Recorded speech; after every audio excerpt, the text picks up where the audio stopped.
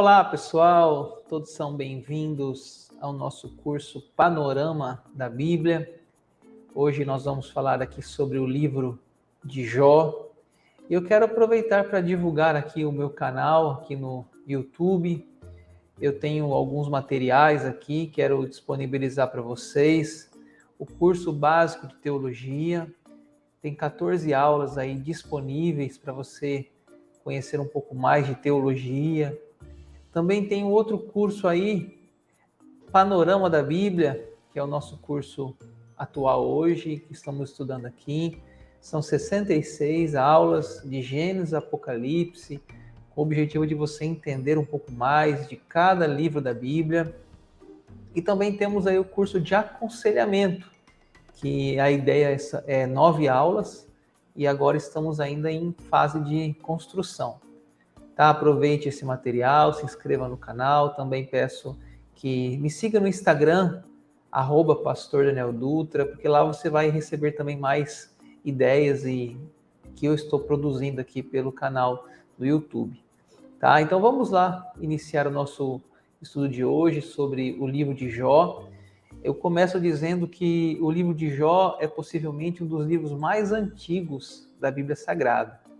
Quando você vê a Bíblia, ele vem lá perto do livro de Salmos, ele está na seção dos livros poéticos. Mas possivelmente Jó viveu até mesmo antes de Abraão. Tem um tipo de leitura bíblica, até se você quiser, você pode mandar aí pelo Instagram, ou um comentário aí pelo um direct, né, no Instagram, pedindo para mim, eu posso mandar a Bíblia numa leitura cronológica.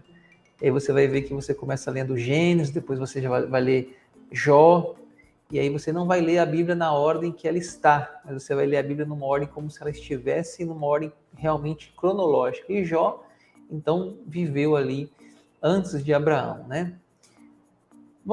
O que permeia o livro de Jó é o sofrimento do justo, né? Esse é o assunto principal. Por que o justo sofre? Né? Se Deus nos ama, por que sofremos? Se somos filhos de Deus, por que temos tantas aflições? Esse é um tema muito importante e Jó vai nos ajudar a entender isso. Conhecendo Jó, logo no capítulo 1, versículo 1, havendo um homem na terra de Uz, cujo nome era Jó, homem íntegro e reto, temente a Deus, que se desviava do mal. Nasceram-lhe 7 filhos e 3 filhas, possuía 7.000 ovelhas, 3.000 camelos, 500 juntas de bois e 500 jumentas.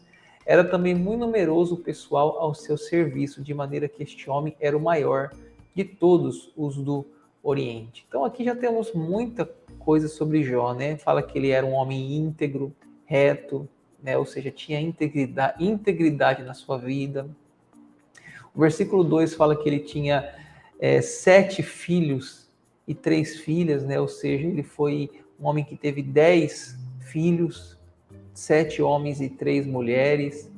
Né? Ele também, o versículo 3 fala que ele possuía 7.000 ovelhas, ou seja, era um homem muito rico, 7.000 ovelhas, 3.000 camelos, 500 jumentas, né? Então, era um homem assim muito próspero, né? A ovelhas dava a lã, né? Os camelos ajudavam no transporte e a jumenta produzia o leite, né? Leite de jumenta na época. Então, coisas ali para sua subsistência.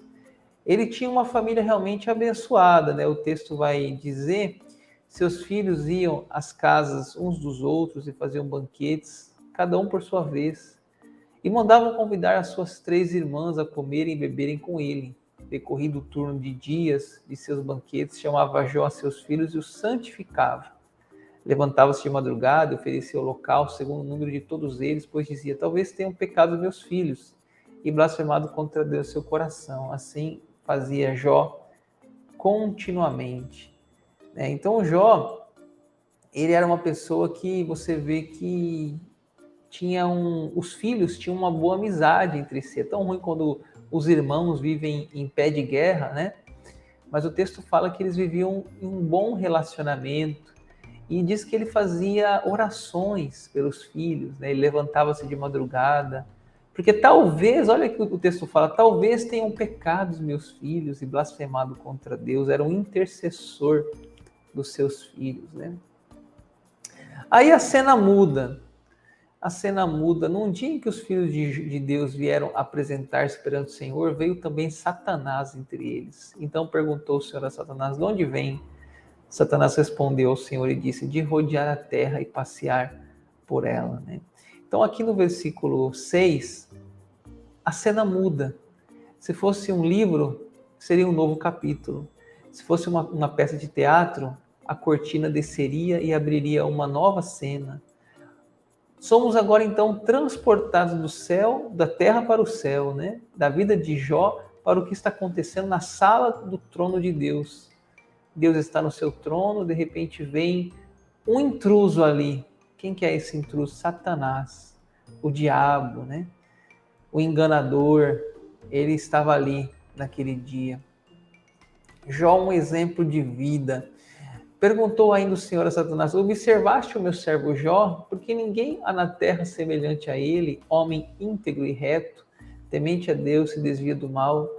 Então respondeu Satanás ao Senhor: porventura Jó, debalde, teme a Deus? Acaso não cercaste, concebe a ele sua casa, tudo quanto tem? A obra de suas mãos abençoaste, seus bens se multiplicaram na terra. Interessante, né? Como Deus se refere a Jó, meu servo Jó. Vai aparecer várias vezes no livro de Jó, meu servo Jó. E ele fala homem íntegro, né? Se desvia do mal. O diabo fala assim: Deus, ele é assim porque você dá um tratamento especial para ele. Você protege ele, dá prosperidade, tem uma família.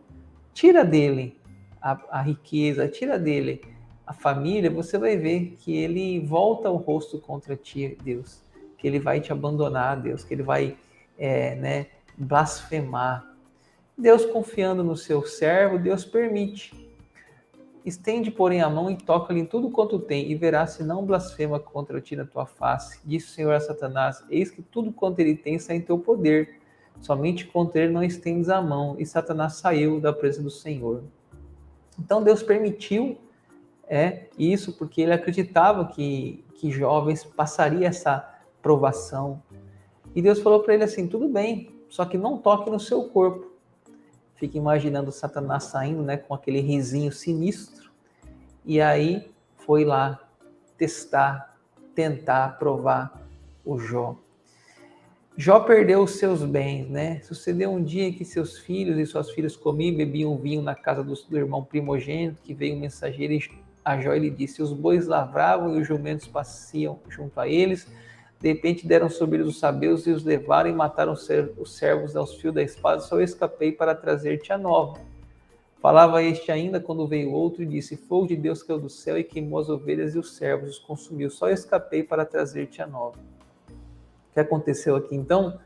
Primeira coisa, seus filhos estavam reunidos e veio a notícia, né, que os sabeus tinham destruído, né, os seus campos. Mas daí logo entra outro mensageiro, diz que veio um fogo do céu e consumiu as suas ovelhas, né? Ou seja, a primeira área que ele é tentado ali, né, é a área da financeira.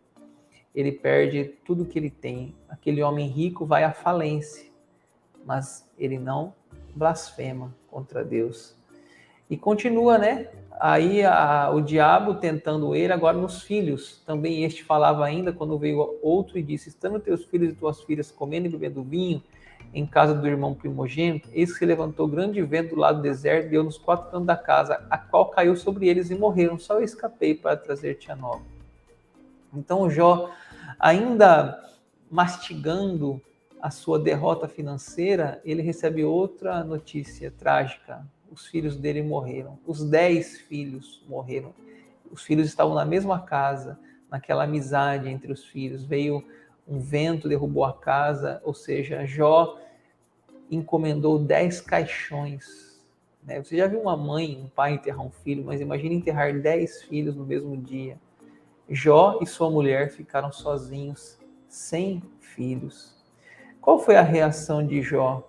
É fantástica, né? Então Jó se levantou, rasgou o seu manto, rapou a cabeça e lançou-se em terra e adorou. E disse: nu saí do ventre da minha mãe, e nu voltarei. O Senhor o deu, o Senhor o tomou. Bendito seja o nome do Senhor.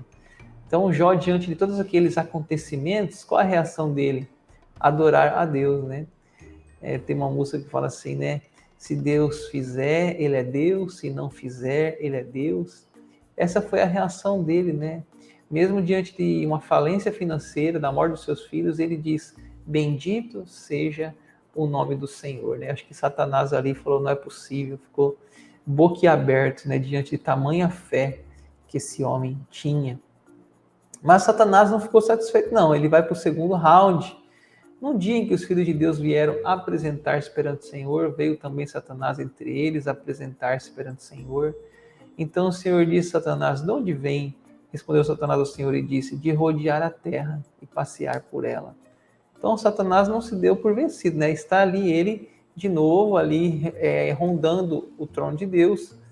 E aí a conversa vai ser, então Satanás respondeu ao Senhor, pele por pele, tudo quanto o homem tem dará pela sua vida. Estende, porém, a mão, toca-lhe nos ossos na carne e verá se não blasfema com a tua face. Ainda Satanás, ele acha que Jó vai blasfemar. E ele fala ainda, não, é porque, você tá bom, ele perdeu o dinheiro, perdeu os filhos, mas é porque ele tem saúde. Né? Qualquer pessoa que tem saúde ainda tem tudo, mas tira a saúde dele, ele vai te amaldiçoar. Então vai acontecer isso, né, com Jó. Jó perdeu sua saúde, então saiu Satanás da presença do Senhor e feriu a Jó de tumores malignos, desde a planta do pé até o alto da cabeça. Jó, sentado em cinza, tomou um caco para com ele raspar-se. Então sua mulher lhe disse, ainda conserva tua integridade, amaldiçoa a Deus e morre. Então Jó agora está doente, né? Imagine uma pessoa diagnosticada com câncer, né? Tumores, sua pele começou a ficar necrosada, ele perdeu peso, emagreceu, não tinha energia física. A mulher dele não suportou, né? A mulher dele falou assim, amaldiçoa teu Deus e morre. Né? Agora é interessante o que ele fala para a mulher, né? A resposta dele, né? Ele fala assim, mas ele respondeu, fala como qualquer doida, temos recebido o bem de Deus e não receberíamos também o mal? Em tudo isso não pecou Jó com seus lábios, né? Olha que integridade, né? Ele se manteve firme. Não temos recebido o bem, por que não receberíamos também o mal, né? Ou seja, Deus nos deu tantas bênçãos e agora que estamos passando por sofrimento, vamos blasfemar, vamos desistir. Em tudo isso não pecou Jó com seus lábios, né? Então, Satanás praticamente, né, viu que não tinha mais como esse homem tinha passado no teste, né? Só que aí entra aqueles amigos de Jó, né, chamado também de inimigos, eu coloquei ali, né? Inimigos. Ouvindo, pois, 3 amigos de Jó, todo este mal que lhes sobreviera, chegaram cada um do seu lugar, Elifaz, o Temanita, Bildade, o Suíta, o Zofar, o Namatita, e combinaram ir juntamente condoer-se dele e consolá-lo, né? Então não demorou muito para que as notícias sobre a tragédia que abatia Jó, né, seja financeira, os filhos, saúde, e aqueles amigos que ouviram essa notícia foram visitá-lo. Os amigos chegaram lá na sua casa, né, a princípio ficaram quietos, demonstraram uma certa compaixão, mas quando começaram a abrir a boca, as coisas só pioraram. Né? Imagine que você está, por exemplo, internado no hospital, um amigo seu vai visitar, em vez de ele levar consolo, ele começa a criticar você. Será que você não está em pecado? Será que você não fez alguma coisa errada para estar aqui nesse hospital? Começa ali a demonstrar culpa em Jó. Então, se você ler do capítulo 3 até o capítulo 37, vai ser essa conversa entre Jó e seus amigos. Jó fala, eles respondem, Jó fala, ou Jó fala e os amigos falam, Jó responde, e assim vai. São 3 ciclos, né? 3 ciclos, um fala, o outro fala, o segundo ciclo, o terceiro ciclo, né? E a gente vê que nem todo conselho é um bom conselho, né? Eles trazem culpa, Jó, condenação, noções legalistas, né? São legalistas, trazem sarcasmo, trazem uma discussão infrutífera, porque é claro que Jó não pecou em nada, a Bíblia fala que ele era íntegro, que até Deus chama ele de meu servo Jó, mas aqueles amigos acusando eles de graves pecados morais. Será que ele olhou para uma mulher de maneira impura? Será que ele deixou de socorrer o aflito? Será que ele fez alguma coisa, né? Na realidade, não era nada disso, era uma tentação, né, que ele estava passando do diabo, né? Uma provação de Deus na vida dele. E Deus muda a sorte de Jó. Então a gente pula lá para o final, capítulo 42. Mudou a sorte, o Senhor, a sorte de Jó, quando este orar pelos seus amigos. E o Senhor deu-lhe o dobro de tudo que antes possuíra.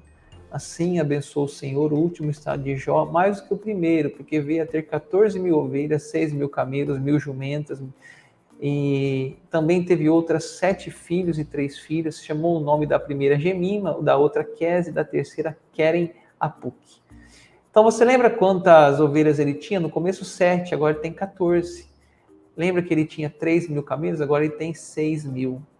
Lembra que ele tinha 10 filhos? Novamente ele tem 10 filhos. E tem até o nome das filhas, né? Até uma sugestão de nome para você que procura nome de menina.